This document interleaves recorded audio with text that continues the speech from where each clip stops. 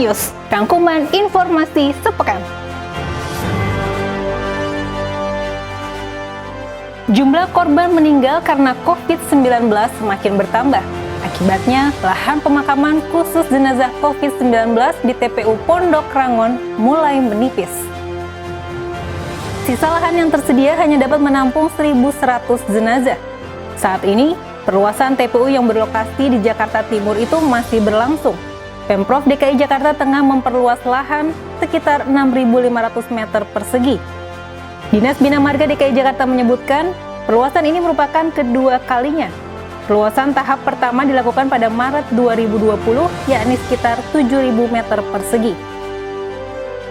Pada Agustus 2020, jenazah COVID yang dimakamkan mencapai 27 hingga 28 jenazah per hari. Bahkan pada 31 Agustus 2020, jumlah tersebut mengalami lonjakan. Regu Taman Pemakaman Umum Pondok Rangon mencatat jumlahnya mencapai rekor 36 jenazah per hari.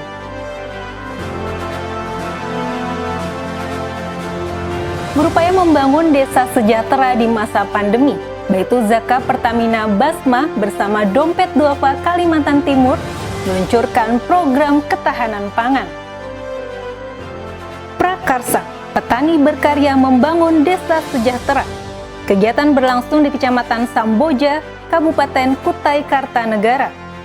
Program mengajak kembali para petani di wilayah pedesaan agar menjadi bagian yang dapat memprakarsai dalam upaya optimalisasi lahan tidak terpakai, sehingga perekonomian mereka tetap berjalan.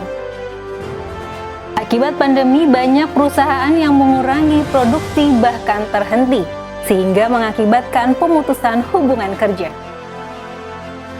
Atas dasar itulah, Dompet Duafa Kalimantan Timur bersama Basma Balikpapan menginisiasi program Prakarsa, agar masyarakat terdampak bisa bertahan di tengah pandemi. Di lahan seluas 3.400 meter persegi akan ditanami berbagai jenis sayur-sayuran. Hasilnya untuk konsumsi masyarakat dan dijual ke pasar luas. Kedepan program Prakarsa ini akan diperluas di berbagai sektor.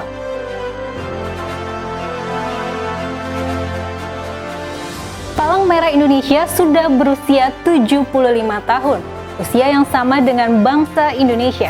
Seperti apa sejarah lahirnya Palang Merah Indonesia?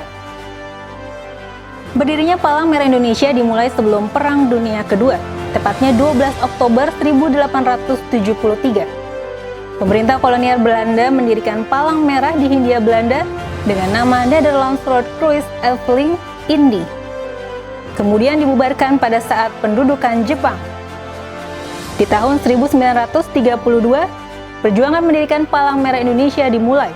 Dipelopori Dr. R.C.L. Senduk dan Dr. Bahdar Johan dengan membuat rancangan pembentukan PMI. Berbagai penolakan terjadi dan mendapat halangan dari pemerintah Jepang. Barulah pada 3 September 1945, gagasan pembentukan Palang Merah Indonesia dapat terrealisasi.